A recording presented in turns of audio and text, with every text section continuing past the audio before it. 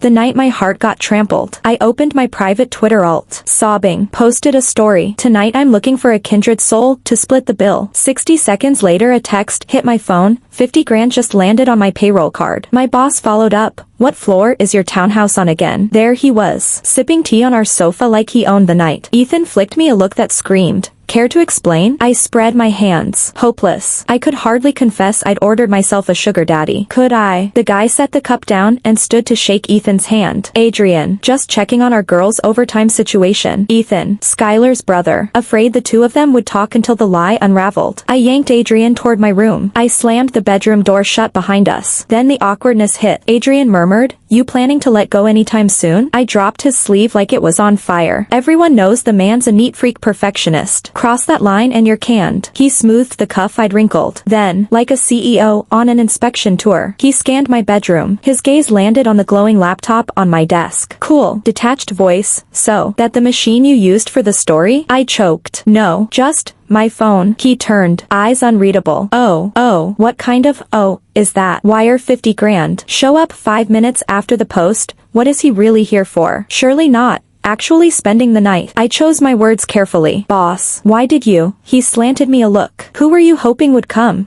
No. I meant the money. One brow lifted. "Not enough? Well, fine. Another 200 grand. No need to go Dutch." My treat. "Excuse me. How do I explain that my, was just filler while I searched for polite English?" "No, boss. What I'm trying to say is this whole thing is kinda, ding. Notification. Payroll card credited with another 200 grand. Now you owe me one night." He slid the phone back into his suit pocket. As casually as closing a minor deal, he delivered the most loaded sentence of my life. He looked me dead in the eye. "Later, quote me a buyout price." "Buyout? Buy what? And who gets cut off?" Without another word he headed for the door, already giving orders. "Walk me downstairs." The whole choreography was so smooth I never got a syllable in. I trailed after him like a wind-up toy. When I came back upstairs, Ethan was waiting on the sofa. He crooked a finger. "Get over here." I shuffled over. Guilt in every step. Spill.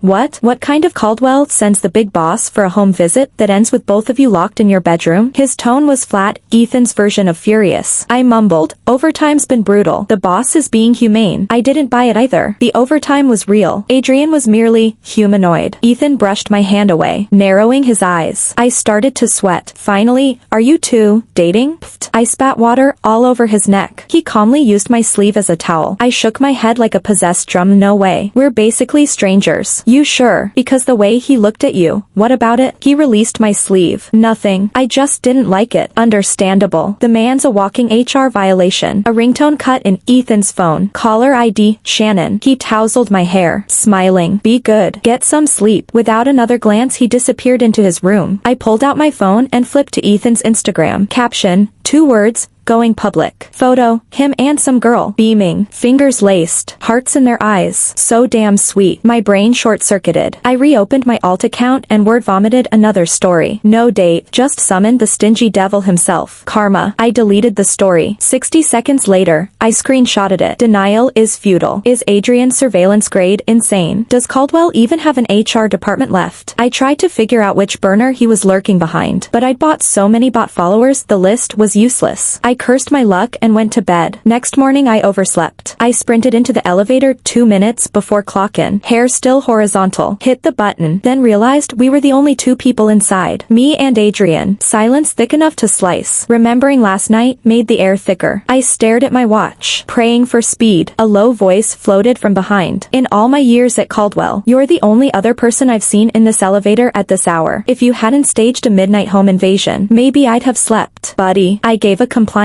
chuckle. Watching the floor numbers climb, I almost tasted freedom. Just before we arrived, a hand reached over and messed up my hair. "Could you not look this disastrous?" I twisted my face into a silent question mark. "Sorry, boss. Didn't mean to offend your morning with my face." My inner monologue, "Stay perfect on your own time, pal." Apparently satisfied, he withdrew his hand, pulled out sanitizer, and spritzed. I rolled my eyes to the ceiling. "Touch me and then disinfect." Classy. Ding. Doors opened. I hadn't bolted when he brushed past. Sleeve grazing my wrist. Voice like a whisper. Tonight. Wait after hours. I froze. Tonight. Wait. Is he finally collecting that one night? Back at my desk I couldn't concentrate. All I heard were those parting words. Mid-morning I caved and texted him, sneaking the phone under my monitor. Boss, could you send me your bank details? Instant reply, told you. My treat. Keep the money. It's not that. I just feel what? Even faster this time. I typed, deleted, retyped. Feels inappropriate. $250,000 for one night. Morally, emotionally, market rate. All kinds of wrong. No answer. Great. Now I had to decide, stay and risk who knows what, or leave and risk unemployment. A new bubble popped up. You can leave. I don't mind another house call. What floor again? I surrender. After clockout, I watched colleagues file away while I sat paralyzed. When the bullpen was empty, a message landed. Still not here. I inhaled like I was heading to the gallows and marched to the executive suite. Before I could knock, come in. Another deep breath. Corporate smile engaged. Adrian was studying a contract. I stood there. He kept reading. Enough. First strike time. Boss, honestly, my productivity is stellar. Please don't let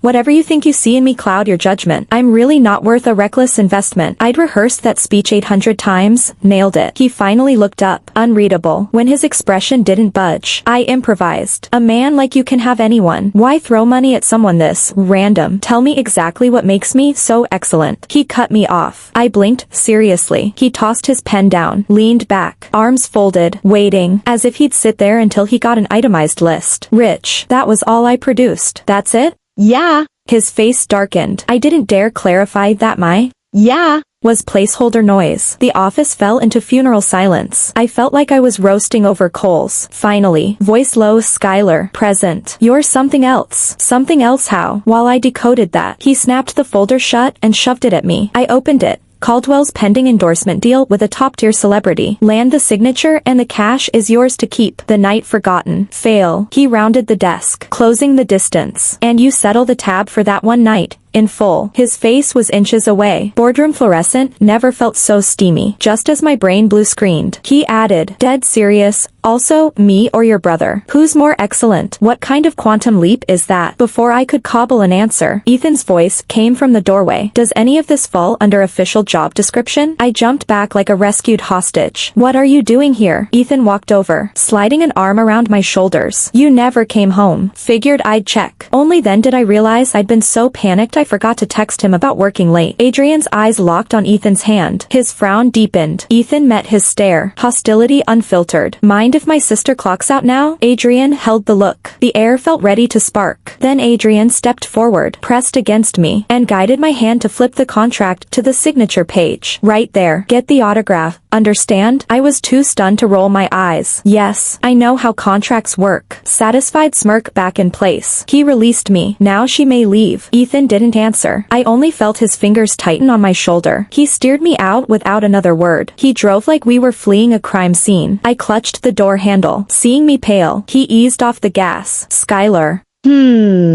What one night? Gulp. I hacked on my own spit. Well, if he learns I auctioned myself on the internet, will he change the locks? While I scratched my brain for a sanitized version, he sighed, forget it. When you're ready, I'll listen. I'd barely exhaled when his face lit up with anticipation. Then tell me, who's better, me or that Adrian guy? Is insanity contagious now? I wanted no part in this kindergarten face-off, so I shut my eyes and pretended to nap. Silence stretched. Then he spoke again. Then stay away from Adrian.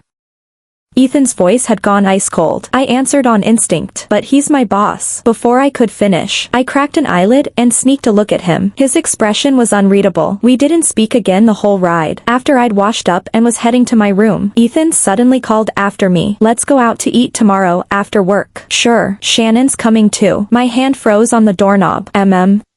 Back in my room I slid open a drawer and fished a small box from the back. Inside was the yellowing name tag. Shen Duo. I traced the faded letters and whispered, I still love that name. Ethan. But we're better now, right? I smiled at the tag, then tucked it beneath the drawer's deepest layer. Next morning my ringtone yanked me awake. I answered, scalp prickling, and shot upright. You're where? Outside our townhouse. Or I could come up. Which floor was it again? Adrian's smoky baritone poured through the speaker. I yelped a quick, no need, and hung up. I raced downstairs at top speed. Adrian was leaning against the car door. One long leg crossed over the other, spinning his key ring. Those legs really were a sight. When he saw me, he lifted an eyebrow. With that kind of hustle, how are you ever late to work? I kept the grin on my face and mentally called him a slave driver. He reached for the handle, then glanced upward. I followed his gaze. On our second-floor balcony, Ethan's head had appeared. At that distance, his stare was still sharp enough to cut glass. Fixed right on Adrian. A shiver ran through me. To keep World War III from igniting, I yanked the door open and hopped in, willing Adrian to floor it. He slid in after me, weirdly cheerful, mouth curved in a half smile. The CEO chauffeuring you? Big plans? Signing a contract. I remembered last night's mention of a deal, just not that it would be this fast. Mind if I ask why I'm the designated minion? What do you think? He flicked me a sideways glance. Bingo. Caldwell wanted the spokesperson I happen to know. We reached Caldwell HQ minutes later. The conference room door stood open. I still gave it a courtesy knock. The man inside looked up, grin spreading, and came over to link his arm through mine. Well, look at that, little Skylar. When Adrian said you were coming, I didn't believe him. I felt a stare drill into us. I waved brightly. In the flesh. Andy. Long time. I tilted my head, signaling Adrian to scram. He kept his eyes on Andy's hand until Andy self-consciously let go, then finally stepped out. When I turned back, Andy was still staring after Adrian. Now I got it. Last night, I'd done my homework. The contract had dragged on for months. Caldwell wanted it badly, but Andy kept pleading a packed schedule without ever saying yes or no. Execs had floated swapping him for another face. Yet Adrian insisted the buzzworthy Andy would outvalue any substitute. That was classic Adrian. All or nothing. After a string of suits failed, Adrian dug until he unearthed my childhood link to Andy. I regarded him. Emotions tangled. Major celebrity now, please. Without Vance looking out for me back then, he caught himself and saw my face dim. Sorry, Sky. Foot in mouth moment. It's fine. I've landed on my feet, right? The words felt sour all the same. Vance, my dad, had been the one driving the night the accident took both him and my mom 2 years ago. Back then Andy was still a no-name bit part actor. His father had helped Dad start his first venture, so Dad returned the favor. Ads, introductions, directors on speed dial. One breakout drama later, Andy rocketed to A-list. Before the fame we met up all the time. Afterward his calendar exploded and my life imploded, and we lost touch. Adrian was waiting. This wasn't reunion hour. Let's talk contract. You've been stalling just to ice stalk him? Color flooded his cheeks. You read me. Of course I'll sign. Huge brand. I only hoped for more FaceTime, but they kept sending middlemen. Never the big boss himself. He sounded downright lovesick. I wondered how Adrian would react if he knew he was the holdup. Okay. Drama queen. He's here today, and I'm your old pal. Sign already. If you'd come day one, I'd have signed day one. Skylar trumps everything. He whipped out the pen and scratched his name. So you actually work at Caldwell? Yep. The bricks here pay better. I closed the folder and stood. He caught my hand. If you ever need anything, I smiled and shook my head. He let go. Stay longer. It's been ages. I wish. The slave master wants the conquered flag. Don't worry. Contract signed. We'll bump into each other plenty. The mere mention of Adrian made Andy blush again. Influence of love, terrifying in both genders. Adrian didn't even blink when I handed him the executed agreement. Out of curiosity I asked, how did you know Andy and I go way back? His drumming fingers on the steering wheel stilled. He glanced over. I know a lot. Want the full list? I rolled my eyes. Hard pass. Not hard intel to dig up. I'd only been nosy. So why did he hold out? Finally. Leverage to tease him. Somebody's clueless about hearts. Huh. Not you, boss. He paused. Look in the mirror. I bristled. Explain. Just when I thought he'd clammed up he tossed out. Same. Same what? Speak in sentences. Man. I switched topics. About that money, it's yours. But, he cut me off. No buts. This deal's upside dwarfs that bonus. Since he'd put it that way, I quit planning to wire it back. Still, he added, what's the buyout price? I mean, you're fine the soulmate fee. I'm offering full coverage, millions, billions. My PA can cut the check. Buyout. Who even coins that? Fate. We have zero fate beyond employer and wage slave. Dropping fortunes for a girl? Very CEO chic. I ranted internally while keeping my corporate that smile. Sir, I was hacked. Pretend it never happened. Oh, he eyed my guilty face. Let's hope. I kept nodding like a bobblehead, and mercifully he let it drop. At knockoff, I remembered Ethan's invitation and rushed toward the elevator about to close. The doors reopened on Adrian, of course, alone again. Apparently, no one dares share his lift. I checked my watch, ready to wait for the next one. Get in, he said flatly. I obeyed. Heading home, dinner, I blurted. With my brother. Mistake. Those two are kryptonite to each other. Silence returned. Then, I'm starving. I'll join. Excuse me. Who hangs with their boss after hours? Before I could decline, he added, or you dine with me. Celebration for sealing the deal. Another reward. The $250,000 didn't count. I gave a pleading look. Boss, not tonight. Tonight was meet the girlfriend, family dinner territory. Taking Adrian would be nuclear. He studied me. Fine. You're off the hook. The doors opened. He stepped out first. I stayed inside grinding my teeth. Why does everything he say sound off? At the restaurant, Ethan waved me over. The girl beside him did the same. I smiled back. The moment I sat, Ethan slid the menu toward me. Pick whatever you like. I ordered my staples. Ethan grinned. Same old tastes. I already ordered them for you. About to rattle off my usual thank you. I noticed Shannon staring at the menu. I handed it over. Your turn, sis. She blinked, then smiled. I'd chosen already. He insisted on waiting for you. Hearing it, sis. Ethan's brow creased. The dishes arrived and my eyes lit up. Instantly my plate held the prawns I love. You've been pulling overtime, eat up. He piled on more favorites. I glanced at Shannon. Tonight you wait on your fiancé? I've got this. He paused, then served her a spoonful. Shannon eyed the shrimp, smile wobbling. I'm allergic to shellfish. Awkward silence. Sorry, restroom. She left, smile gone. Ethan looked at me. Start without us, he said, following her. I lifted my chopsticks, but couldn't touch a thing. After ages I went to check. The restroom was upstairs. Halfway up I heard her tear-choked voice. I overreact. Ethan, words lie, eyes don't. You don't look at a sister the way you look at her. Adopted siblings. You're only fooling yourself. Have you ever, even once, treated her like a sister? Shannon, rare fury cracked in his tone. Even if we're married, the first bite still goes to her. No one replaces her. But, she's only my sister. Nothing more. Footsteps clattered down. Skylar? He stopped when he saw me, shock flickering across his face. I stood frozen. Ethan descended, reaching for words, when another voice rang out behind me. Skylar. I turned back and froze. Why was Adrian here? He walked up and looked at me. I've been waiting forever.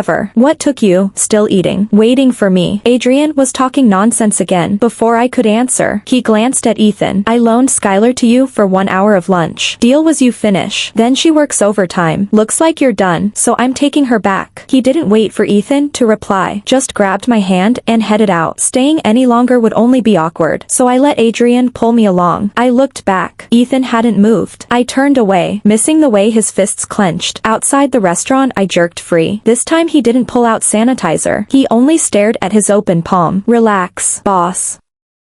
No grease on me. He stayed silent. Boss, you eating here? You think so? Of course I knew he wasn't. Coincidences like that don't happen. Boss, let me be vain for a second. Are you following me? Like tonight. Like after I posted that story and you showed up at our townhouse minutes later. Why? Don't I deserve an explanation? The corners of his mouth curved. He adjusted a cuff. So you're not completely dense. I rolled my eyes. He never hits the point. Then why do you think I'm following you? He smoothed the sleeve and looked straight at me. How should I know? Is it that you don't know, or that you don't want to say what you're already thinking? He stepped closer, eyes locking on mine, so deep it felt like falling. I panicked for no reason, because right then I wondered, does he like me? But it felt impossible. I knew the rumors. Quiet, calculating, germ-phobic, perfectionist, all office gossip. A little employee like me rarely crossed his path. Without that story and his random late-night visit, we'd barely have shared air. Adrian's voice cut in. Come on, I'll drive you home. I glanced back again. Ethan still hadn't come out. I got into Adrian's car. At the curb, I thanked him politely. I turned to go inside when he called after me. Answer your own question. Before I could reply, he drove off. I'm sure of it. 2 more sentences and the guy would literally die. After that day, Ethan and I saw less of each other. He picked up a night gig. Free time vanished. I avoided him too. So even under the same roof we barely met. I remembered how, before, whenever we fought, he'd cave fast and come coax me. I'd pout while secretly counting down to his knock. The door would crack. A plush keychain popping in first. Ethan would mimic my favorite cartoon voice and apologize. I'd grumble. Heart already sparkling. The boy I'd once begged to talk to me now fought to stay away. Growing up costs exactly this. One morning the alarm hadn't even rung when my phone detonated. I almost hung up, then squinted at the screen. Adrian. Worker bee instinct answered. Sure enough, he was waiting downstairs. Lately he popped up like this. Usually communication hiccups with Anna. I jogged down, about to greet him, when I spotted Ethan returning from a run. We hadn't spoken in days. It felt awkward. I called out, "Morning, bro," afraid Adrian would get impatient. I waved and hopped into the car before Ethan could answer. Adrian gripped the wheel, eyes drifting to Ethan standing there, and smiled, cold as glass. No long brother-sister chat. My hands paused on the seatbelt. No need. He said Anna needed me on location for new product shots. He dropped me off and leave. Anna was still ogling his retreating back. I rolled my eyes. Yo, close the tap. All those pretty celebs on set and you drool over him? Anna elbowed me. They're airheads. Adrian's a wunderkind, listed CEO before 30. Top sector. Titans respect him. And those cheekbones. Stars literally glittered above her head. I shook my head. Can't deny Adrian's resume. Joined Caldwell right after graduation. When his father stepped down for health reasons he took over. Everyone said he was too green. He multiplied Caldwell's clout. Rumor also says he isn't really a Caldwell. My thoughts scattered when something on the ground caught my eye. A wallet, his old one, I think, must have slipped when he grabbed his keys. Anna called for help. I scooped it into my bag to return later. After the shoot and dinner it was dark when I got home. I opened the door and jumped. Ethan sat on the couch, silent. Lately he was never just sitting there. Hey, bro, he smiled. Lonely. You rarely called me bro before. Something twisted inside me. But you are my brother. You and your ex, okay? His voice tightened. No ex. We broke up. He stood, stepping closer. Skylar, I need to say something. Ethan, I cut him off. I already knew. Some words. If you didn't say them then, don't say them now or ever. Pain flooded his face. Really, maybe before Adrian showed up I could lie to myself. But watching the way he looks at you, the way you are together, I can't fake it. Skylar, it hurts. It hurts when you call me brother.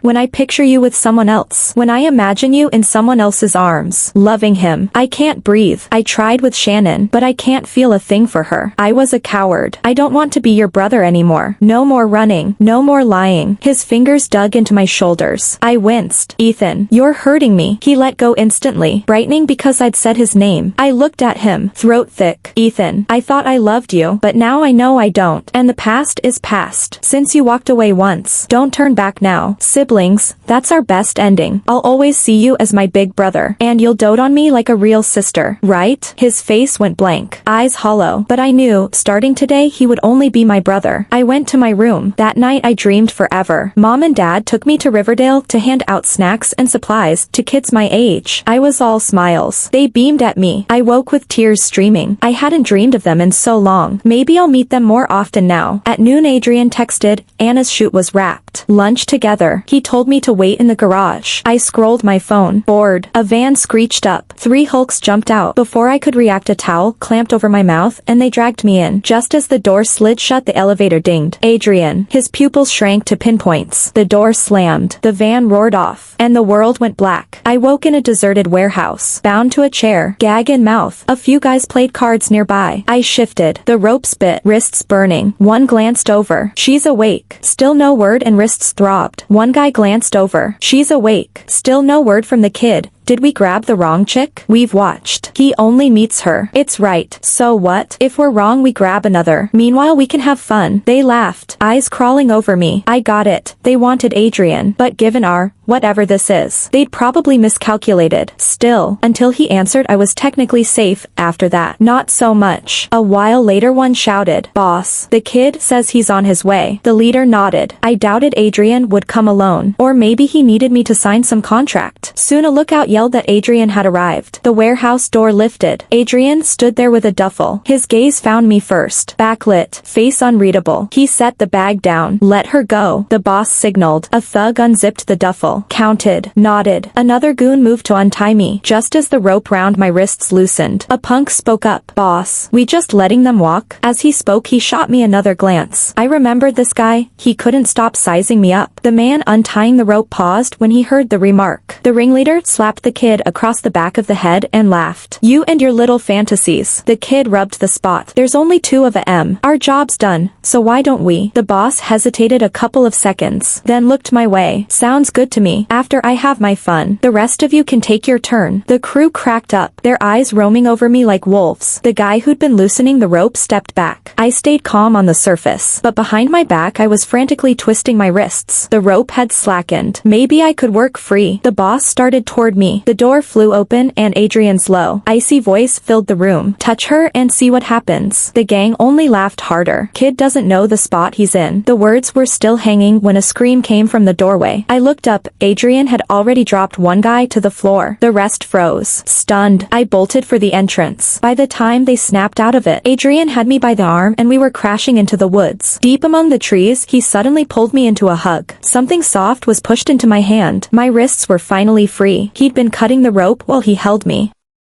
His voice steadied me. Straight through the trees you'll see my car. Don't look back. I've called the cops. Then he smiled. Eyes rock solid. Don't be scared. I'm here. Before I could answer, he shoved me gently forward and spun back toward the men closing in. Adrian. I couldn't help shouting, but he never turned. Only then did I notice the grime smeared across his usually spotless suit. That retreating figure felt familiar. Watching him disappear under their flood of bodies, I knew I'd only be in the way. I ran, praying I'd meet someone who could call for help. The only thought in my head, Adrian, please be okay. I hadn't gone far when sirens wailed. When I saw Adrian again, a bruise bloomed across his handsome cheek. The officers wanted statements, but Adrian suddenly strode toward the handcuffed lineup and slammed his fist into one captive's face, the kid who'd suggested keeping us. By the time the cops yanked him off, the guy's eyes were already swelling shut. I didn't understand the fury. Thanks to that outburst, we sat in the precinct extra hours for a lecture. The cops told us the thugs had been hired by a former Caldwell employee, fired for sticky fingers, and out for payback and a fresh payoff. They bagged him that same day. Adrian didn't show up at Caldwell for days afterward. I dragged myself to work, listless, remembering his bruises. I decided to check on him. I was fishing for my keys at quitting time when something tumbled from my bag. It was the wallet I'd picked up earlier. I'd forgotten all about it. Perfect. Now I could return it to Adrian, but when I flipped it open a photo slipped out. I glanced down and froze. There I was, between mom and dad, surrounded by a bunch of kids. I spotted Ethan. Back when we were small, the shot had been taken at Riverdale. We each had a copy. Why did Adrian have one? Only he could explain. When I reached his place, the bruise still colored his face. You feeling better? Back to his old swagger. Adrian draped an arm over the sofa and studied me. Worried about me? Seeing he was fine, I gave a half-hearted shrug. Everyone's concerned about the boss. His eyes flashed danger. Everyone, don't you have something to say to me? I thought a second. Actually, I do. His expression shifted. Unreadable. I held out the photo. Did we know each other before? Between the picture and the way he acted, something had to connect. He only shrugged. So you found it. Why do you have this? I demanded. He countered. Why shouldn't I? A rumor came to mind. Tentatively I asked. You were at Riverdale? Gossip around the office said Adrian wasn't a Caldwell by blood. The old CEO, widowed young and devoted to his late wife, adopted a boy, Adrian. That meant he'd come from the same Riverdale I visited. So little Adrian had to be somewhere in this photo, yet I drew a blank. Reading my face, he gave a bitter laugh. Figures you wouldn't remember me. He stood and disappeared upstairs, returning with something soft and faded. I gasped. My old plush keychain. Dad had brought it from overseas for my 8th birthday. I'd clipped it to my backpack and carried it everywhere, until I lost it at Riverdale. How did you? A suspicion sparked, yet it felt impossible. The day the keychain vanished, my parents and I had delivered supplies to Riverdale. There was a stream. I'd chased a bright butterfly and slipped into the water. A kid from Riverdale had dragged me out, but by the time I opened my eyes, I only saw his retreating back. The keychain was gone. Nearby, though, I'd found a name tag. Riverdale kids wore them. It read, Duocean. But Duocean couldn't be Adrian. When my family adopted Duo, the paperwork matched him to Ethan. I lifted my gaze. Adrian was watching, eyes knotted with feelings I couldn't name. This is why I can't stand Ethan. A shiver shot through me. What was going on? He looked at me yet past me, unfolding a past I'd never known. Only then did I realize everything had been wrong from the start. Adrian really had lived at Riverdale, but he kept to himself. No friends. Older kids who hated his silence made him their punching bag and their garbage disposal. That's That's where his germ obsession was born. Too proud to tattle, he swallowed it alone, until the day a little girl arrived, flanked by loving parents, smile radiant with privilege. They were dropping off donations, and she was handing them out. Adrian didn't step forward. He knew any treat would cost him a beating. Still he watched from afar. Sunlight tangled in her laughter, and for the first time his world held light. He began to live for those visits. One afternoon she wandered the grounds. He followed unseen. When she tumbled into the stream he didn't hesitate. Once she coughed herself safe, he ran, filthy, ashamed. Days later he heard her family was adopting Duocean, the boy who saved her. He wished it were him, but who could love a jinx branded for orphaning his own parents? Then he overheard the director.